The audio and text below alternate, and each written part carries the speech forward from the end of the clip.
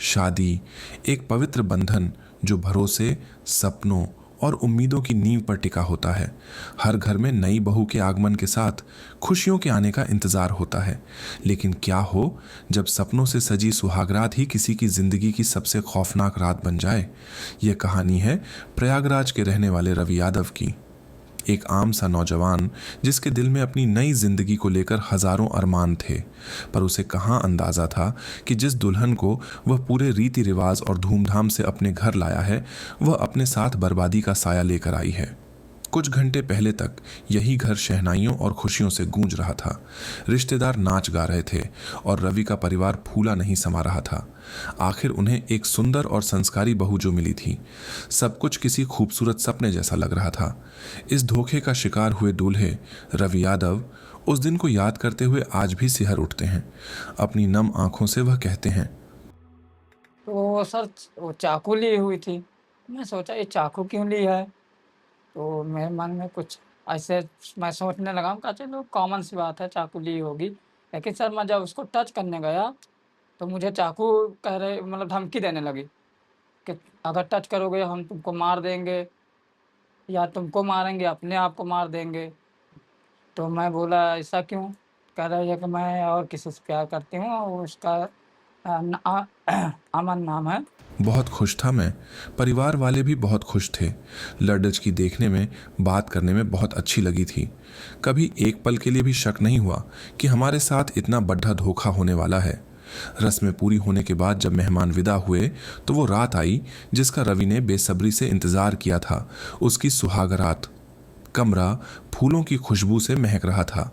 लेकिन जब रवि अपनी दुल्हन के पास पहुंचा तो उसके स्वागत में प्यार नहीं बल्कि एक ऐसी धमकी थी जिसने उसकी रूह कंपा दी। उसने जैसे ही अपनी दुल्हन का घूंघट उठाने की कोशिश की, दुल्हन ने उसका हाथ झटक दिया और एक ठंडी वो क्रूर आवाज में कहा, वहीं रुक जाओ। हिम्मत कैसे हुई मुझे हाथ लगाने की? रवि ने हक्का बक्का होकर पूछा, क्या क्या हुआ? सब ठीक तो है? दुल्हन ने उसकी आंखों में घूरते हुए कहा और इस बार उसकी आवाज में जहर घुला था, अगर मुझे छुआ भी तो 35 टुकड़े कर दूंगी और सूटकेस में भरकर कहीं फेंक आऊंगी। 35 टुकड़े, ये सिर्फ शब्द नहीं थे बल्कि उस वक्त देश को दहला देने वाले श्रद्धा वॉकर हत्याकांड की सीधी गूंज थी। एक धमकी जिसने रवि के पैरों तले जमीन खिसका दी। वो समझ नहीं पा रहा था कि जिस लड़ियचकी से उसने कुछ घंटे पहले 7 जन्मों के वादे किए थे, वो पल भर में एक झल्लाद कैसे बन गई। डरा सहमा रवि ने पूरी रात कमरे के बाहर काट दी।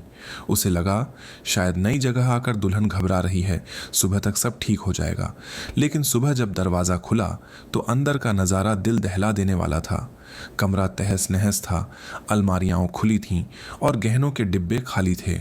दुल्हन गायब थी और उसके साथ गायब थे घर में रखे लाखों के गहने और नकदी।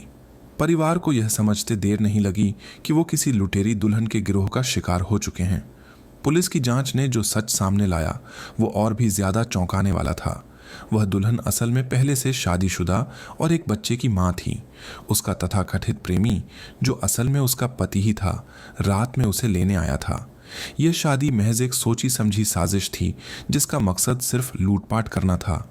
यह घटना समाज के उस कड़ी हुए सच को भी उजागर करती है जहां शादी के लिए बढ़ता सामाजिक दबाव परिवारों को इतना लाचार कर देता है कि वे बिना पूरी जांच पड़ताल के रिश्ता तय कर लेते हैं और इसी का फायदा ऐसे आपराधिक गिरोह उठाते हैं।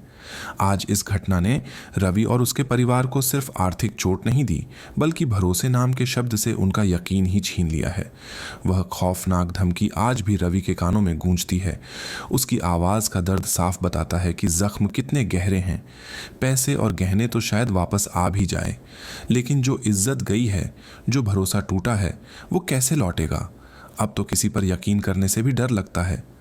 प्रयागराज की यह कहानी सिर्फ एक अपराध की दास्तान नहीं बल्कि एक चेतावनी है। यह हमारे समाज, हमारे रिश्तों और उस भरोसे पर सवाल उठाती है जिसे कुछ लोग चंद रुपयों के लिए तार तार कर देते हैं।